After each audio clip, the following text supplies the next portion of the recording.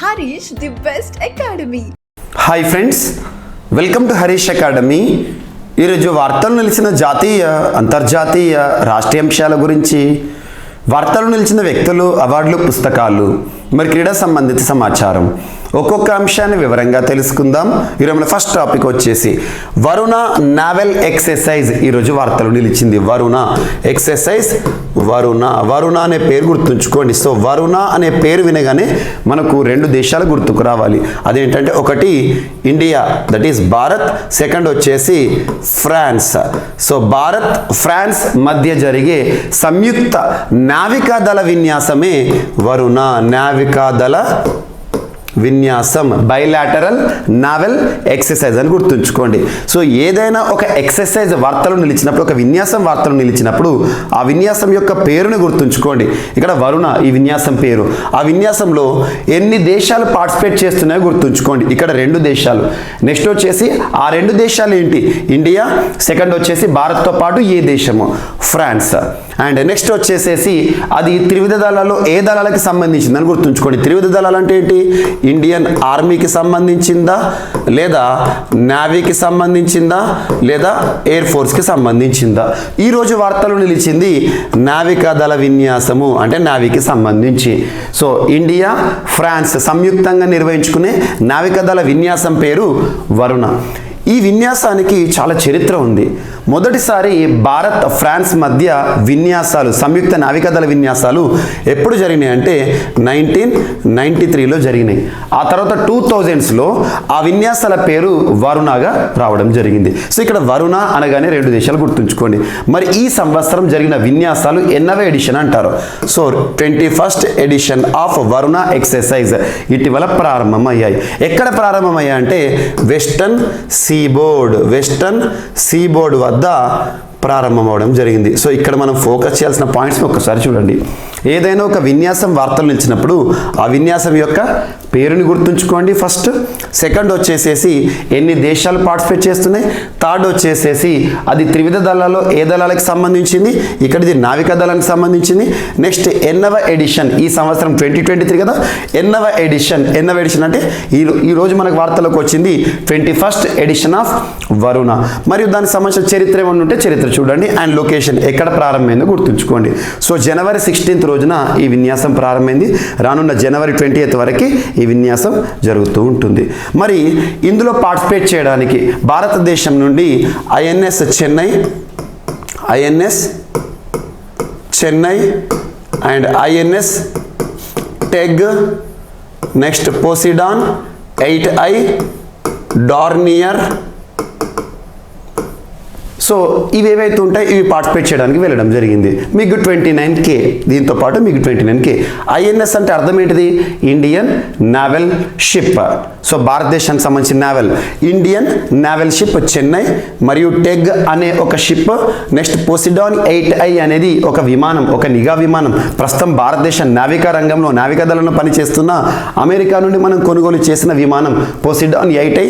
దాంతోపాటు Dornier and at the same time MiG 29K.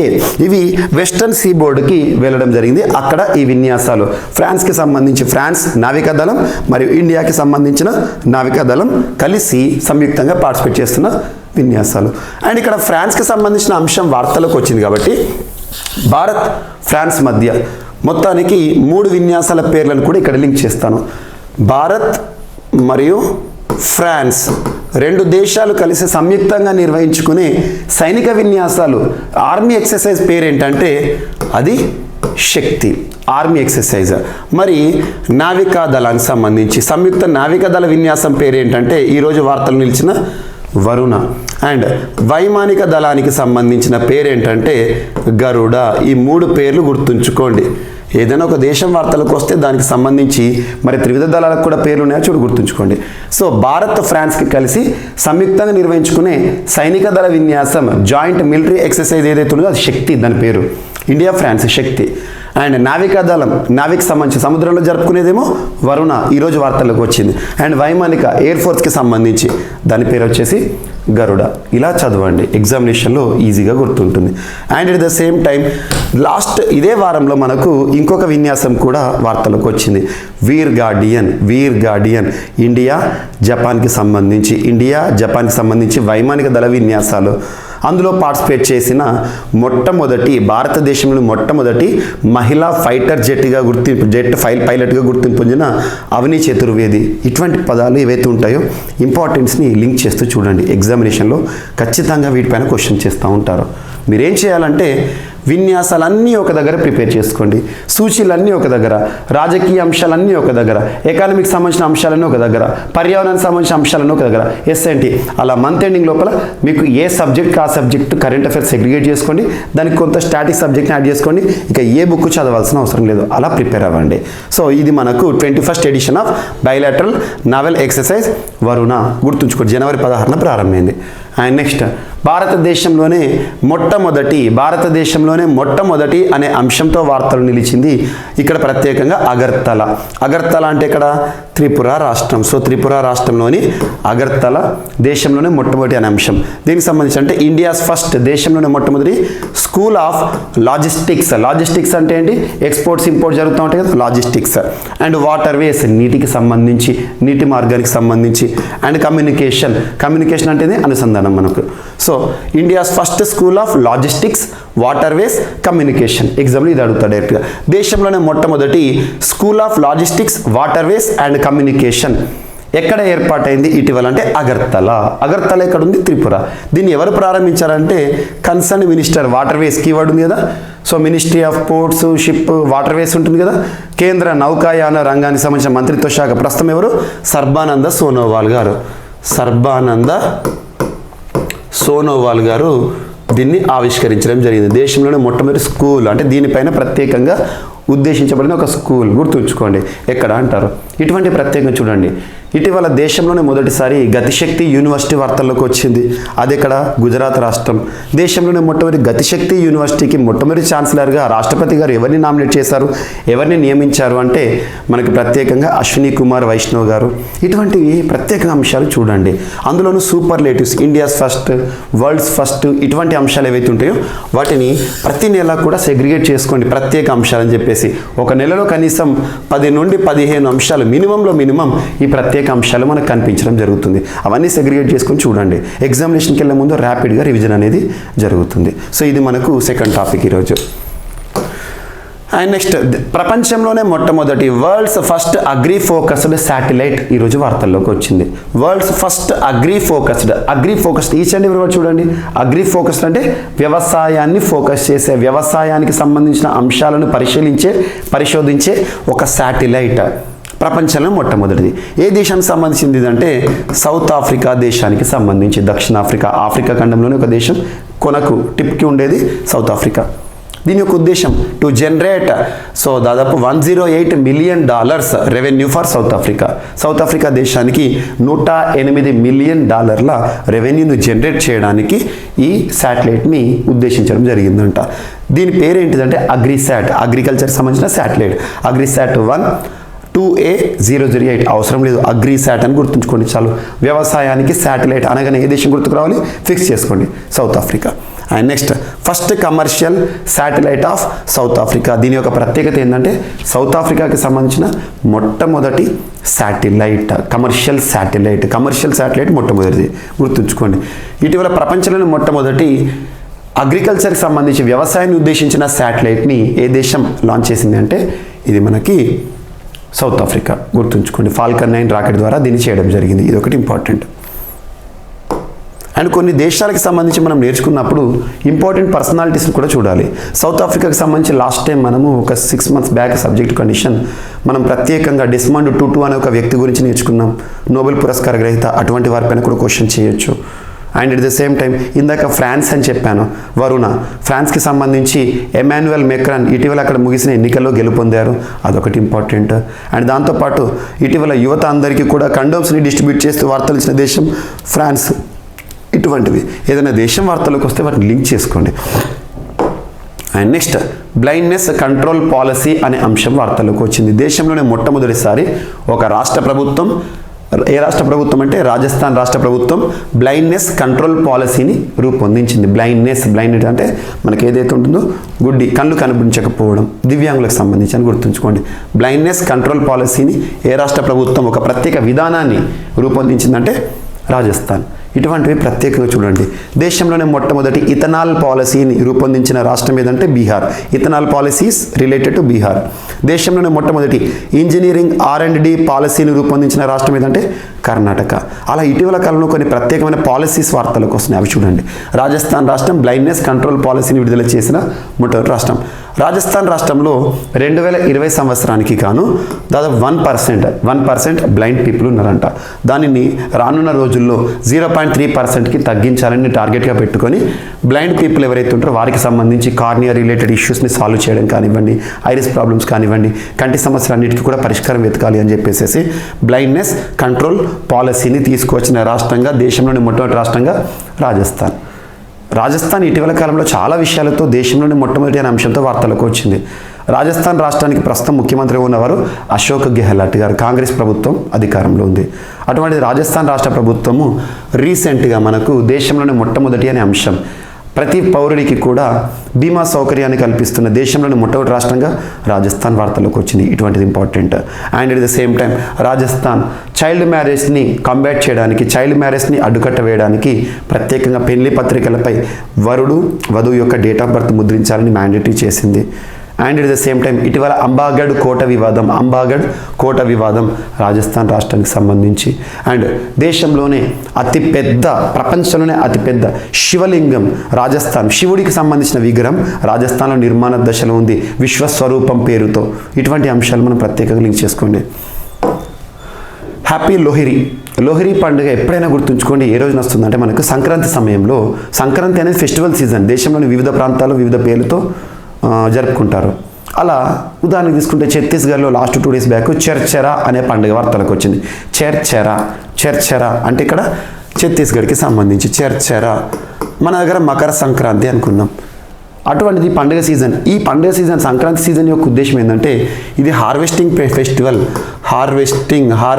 Festival అంటే పంటకి సంబంధించిన పండుగ. ఇది వ్యవసాయానికి సంబంధించిన పండుగ సంక్రాంతి. మరి నార్త్ ఇండియా అనకూడదు, నార్త్ సైడ్ ఆఫ్ ఇండియా, భారతదేశానికి ఉత్తర వైపున ఉన్న రాష్ట్రాలు పంజాబ్, హర్యానా, హిమాచల్ ప్రదేశ్, ఢిల్లీ, జమ్మూ అండ్ చండీగఢ్. ఈ ప్రాంతాల్లో లోహ్రీ పండుగ అనేది అంగరంగ వైభవంగా జరిగింది అని చెప్పేసి పత్రికా కథనాలు మనం చూడడం జరిగింది. సో గుర్తుంచుకోండి, లోహ్రీ పండుగకి సంబంధించిన అంశం. And next, ministry of health and family welfare. కేంద్ర మంత్రిగా ప్రస్తుతం కేంద్ర వైద్య ఆరోగ్య శాఖ మంత్రిగా ఎవరు విధులను నిర్వర్తిస్తున్నారంటే మన్సుఖ్ మాండవీయ. పేరు గుర్తుంచుకోండి. కేంద్ర మంత్రులపైన ప్రశ్న అడుగుతున్నారు. మీకు రీసెంట్గా తెలంగాణలో ముగిసిన ఎగ్జామినేషన్స్లో కేంద్ర మంత్రులకు సంబంధించిన పోర్ట్ఫోలియో ఇచ్చి వారికి సంబంధించిన పేర్లు ఇస్తున్నారు, గుర్తుంచుకోండి. మన్సుఖ్ మాండవీయ యాక్చువల్లీ ఇతను గుజరాత్ పర్సన్. మన్సుఖ్ మాండవీయ కేంద్ర వైద్య ఆరోగ్య శాఖ మంత్రిగా విధులు నిర్వర్తిస్తున్నారు. ఇతను నిన్నటి రోజున ఏం చెప్పారంటే, ఇటీవల జరిగిన ఒక సదస్సు, national symposium on elimination of lymphatic filariasis. ఇది ఎక్కడ జరిగిందంటే ఢిల్లీలోని విజ్ఞాన్ భవన్లో జరిగిన ఒక సదస్సు. ఇందులో భారత ప్రభుత్వం యొక్క నిర్దేశించుకున్న టార్గెట్ని చెప్పారు. అదేంటంటే 2027 సంవత్సరం వరకల్లా భారత్ లింఫాటిక్ ఫైలేరియాసిస్ రహిత దేశంగా అవతరించాలి, అందుకు తగిన ప్రయత్నాలను మేము చేస్తున్నామని చెప్పేసి. సో లింఫాటిక్ ఫైలేరియాసిస్ ఫ్రీ కంట్రీగా ఇండియాని టార్గెట్ ఎప్పటి వరకు మొత్తం నిర్మూలించాలనుకుంటున్నారు ఫైలేరియా డిసీజ్ని అంటే 2027. గుర్తుంచుకోండి, ఇప్పటికే పోలియో రహిత దేశంగా భారత్, ఇటువంటి మనం చూసాము.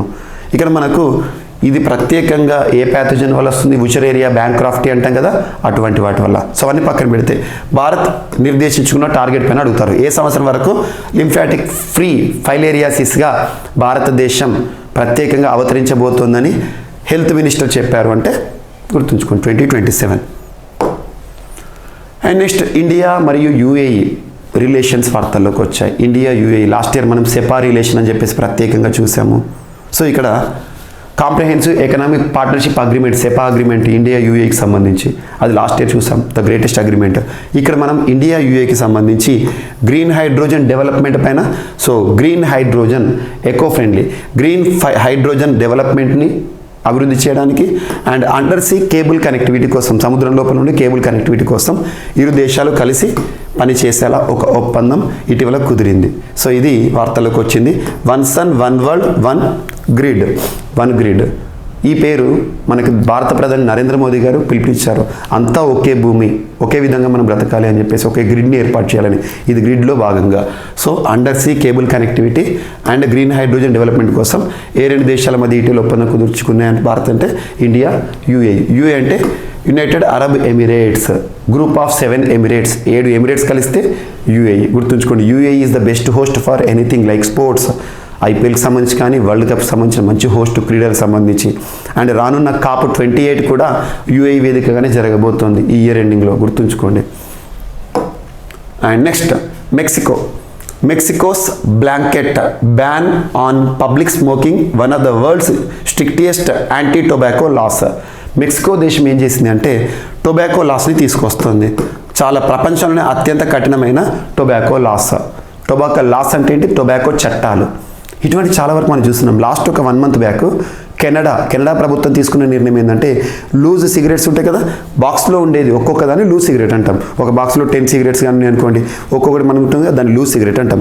ఒక్కొక్క సిగరెట్ పైన లూజ్ సిగరెట్ల పైన కూడా ప్రత్యేకంగా నిషేధాజ్ఞలను, దానికి సంబంధించిన హెచ్చరికలను జారీ చేస్తున్న వార్తలు నిలిచిన దేశం ఏంటంటే కెనడా. ఇక్కడ మనకు మెక్సికో ఏం చేస్తుంది? సో ప్రపంచంలోనే అత్యంత కఠినమైన టొబాకో రూల్స్ని, గైడ్లైన్స్ని తీసుకొస్తున్నట్టుగా వార్తలకు వచ్చింది. Mexico enforced A complete ban on smoking in public places on last Sunday thus implementing one of the most stringent anti-tobacco laws in the world. కఠినమైన టొబాకో నియంత్రణ చర్యలు తీసుకునే దేశాల్లో మెక్సికో చేరిందంట. మన భారతదేశంలో కూడా ఒక చట్టం ఉంది, కాట్పా చట్టం అని. COTPA 2003 cigarettes and other tobacco products act. COTPA ఏ సంవత్సరం అంటే 2003. సో ఇటువంటి మన భారతదేశంలో పొగాకు నియంత్రణ. యాక్చువల్గా మన ఇండియాలో కూడా బాక్సెస్ పైన హెచ్చరిక ఉంటుంది. సో హెచ్చరిక ఉండడం సర్వసాధారణం, కానీ నిషేధం అనేది ఇంపార్టెంట్. సో ఇక్కడ మెక్సికోకు సంబంధించి వార్తలకు వచ్చింది. ప్రతికూల భావోద్వేగాల కట్టడితో నాడీ క్షీణత వ్యాధులకు కళ్ళం వేస్తాము అని చెప్పేసి శాస్త్రవేత్తలు చెప్పారు. మెదడులో ప్రతికూల అంటే అడ్వర్స్ అన్నట్టు, మెదడులో ప్రతికూల భావోద్వేగాలకు వార్ధక్య సంబంధ వ్యాధులకు మధ్య లంకె ఉన్నట్లు స్విట్జర్లాండ్ శాస్త్రవేత్తలు తేల్చారు. నాడీ క్షీణతను నివారించడం లేదా జాప్యం చేయడానికి ఈ పరిశోధన దోహదపడుతుందని వారు పేర్కొన్నారు. ప్రతికూల భావోద్వేగాలు, ఆందోళన, కుంగుపాటు అనేవి నాడీ క్షీణత వ్యాధులు మరియు మతిమరుపుకి దారితీయొచ్చని శాస్త్రవేత్తలు చెప్తున్నారు. ఏ శాస్త్రవేత్తలు గుర్తుంచుకోండి, ఈ హెడ్డింగ్ గుర్తుంచుకోండి అంతే. ఇదంతా మీకు ఎస్ఎన్టీలో కవర్ అవుతూ ఉంటాయి. ఎస్ఎన్టీలో అన్నీ కూడా current related. SNT environment, polity, ఎకానమీలో ఎక్కువగా కరెంట్ రిలేటెడ్ టాపిక్స్ పైన క్వశ్చన్స్ అడుగుతారు. సో ప్రతికూల భావోద్వేగాల కట్టడితో నాడీ క్షీణత వ్యాధులకు కళ్ళం వేసే ఉద్దేశంతో వార్తలు నిలిచిన వారు ఎవరంటే స్విట్జర్లాండ్ శాస్త్రవేత్తలను గుర్తుంచుకోండి. That's enough. And next T hub. Telangana రాష్ట్ర ప్రభుత్వం ప్రతిష్టాత్మకంగా ఏర్పాటు చేసిన టీ హబ్ ఏదైతే ఉంటుందో ఉద్దేశం ఏంటిది? స్టార్టప్లకి ప్రోత్సాహం. స్టార్టప్లకి ప్రోత్సాహం. స్టార్టప్స్ అంటే ఏంటిది? అంకుర పరిశ్రమలు. స్టార్టప్స్ అంటే అర్థం ఏంటిదంటే సింపుల్గా యువతకి వచ్చే ఐడియాస్, ఆలోచనలను కార్యరూపంలోకి తీసుకురావడమే స్టార్టప్లకి ఉద్దేశం. అందుకు ప్రభుత్వాలు తోడ్పాటునిస్తూనే ఉన్నాయి. ఇటీవల తెలంగాణ రాష్ట్ర ప్రభుత్వం టీ హబ్ని ఏర్పాటు చేసి స్టార్టప్లను ఎంకరేజ్ చేస్తున్నాయి, యువతను ఎంకరేజ్ చేస్తున్నాయి టీ హబ్ స్లాట్ అని చెప్పేసి. సో అలా ఈ టీ హబ్కి జాతీయ పురస్కారం దక్కిందంట.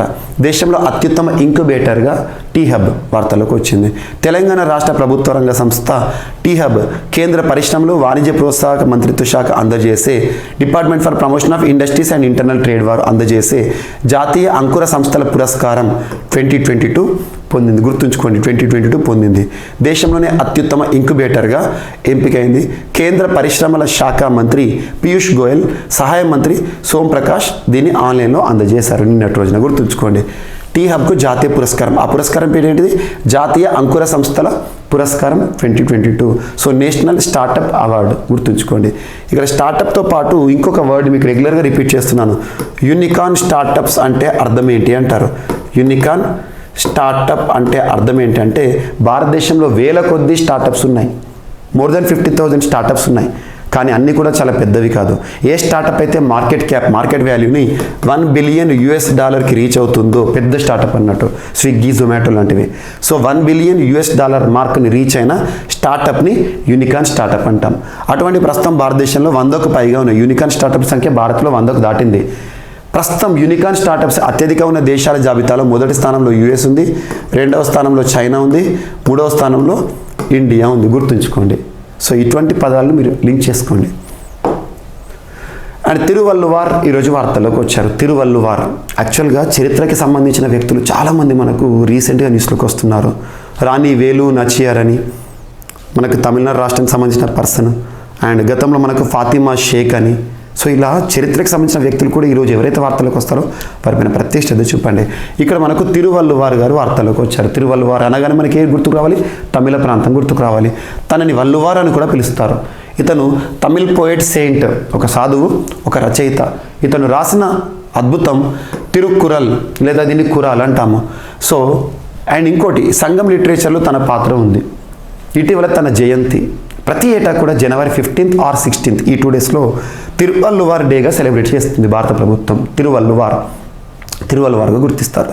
అటువంటిది ఈ తిరువల్లువార్ డే గత జనవరి 15th, 16th 2 రోజులు కదా. ఆ రోజున భారత ప్రధాని నరేంద్ర మోదీ గారు తనని ఉద్దేశించి మాట్లాడారు. తనకు సంబంధించి నివాళి అర్పించారు. తనని స్మరించుకుంటూ కొన్ని పదాలను, కొన్ని వాక్యాలను యువతకు సందేశంగా ఇచ్చారు.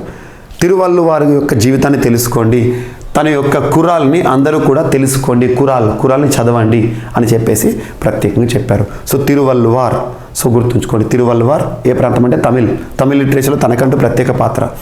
అండ్ ఒక ప్రముఖ శాస్త్రవేత్త, న్యూక్లియర్ సైంటిస్ట్ అని చెప్పొచ్చు. అణుశాస్త్ర రంగంలో తనకంటూ ప్రత్యేక గుర్తింపు పొందిన వ్యక్తి ఏడి దామోదరన్ గారు, కేరళ రాష్ట్రానికి సంబంధించిన వ్యక్తి, ఇటీవల మరణిస్తూ వార్తలోకి వచ్చారు.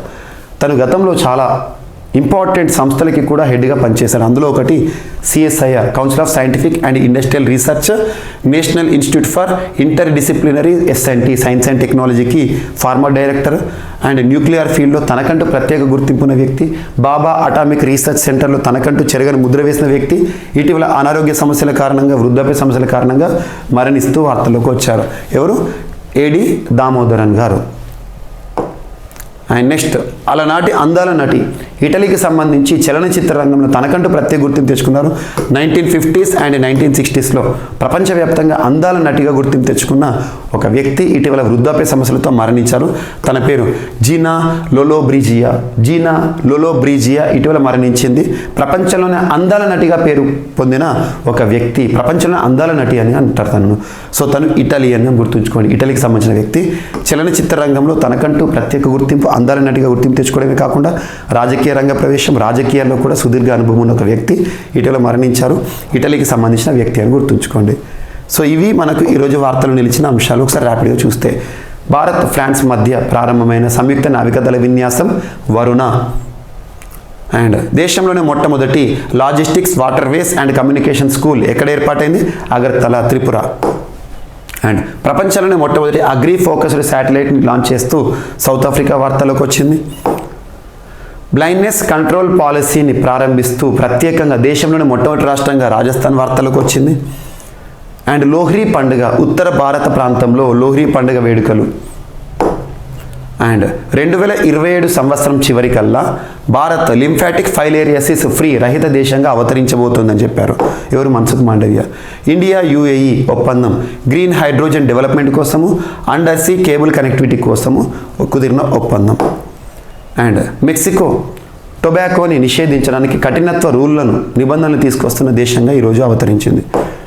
అండ్ ప్రతికూల భావోద్వేగ కట్టడితో నాడీ క్షీణత వ్యాధులకు కళ్ళెం వేయొచ్చు అని స్విట్జర్లాండ్ శాస్త్రవేత్తలు చెప్పిన నిజాలు.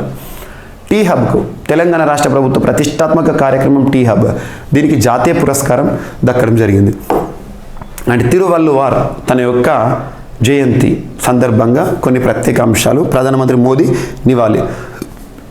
డాక్టర్ ఏడి దామోదరన్ పాసెసవే మరణిస్తూ వార్తల్లోకి వచ్చారు. ఒక అణుశాస్త్ర వ్యక్తి. జీనా లోలోబ్రిజియా ఇటలీకి సంబంధించిన నటి, ప్రపంచవ్యాప్తంగా అందాల నటిగా గుర్తింపు తెచ్చుకున్న నటి మరణిస్తూ వార్తల్లోకి వచ్చారు. సో ఇవి ఈరోజు వార్తలు నిలిచిన అంశాలు. మిస్లేనియస్ అంశాలు మనం మిగిలిపోతే మాత్రం రేపటి క్లాస్లో జోడించి మళ్ళీ నేర్చుకుందాం. మళ్ళీ రేపు కలుద్దాం. Thank you.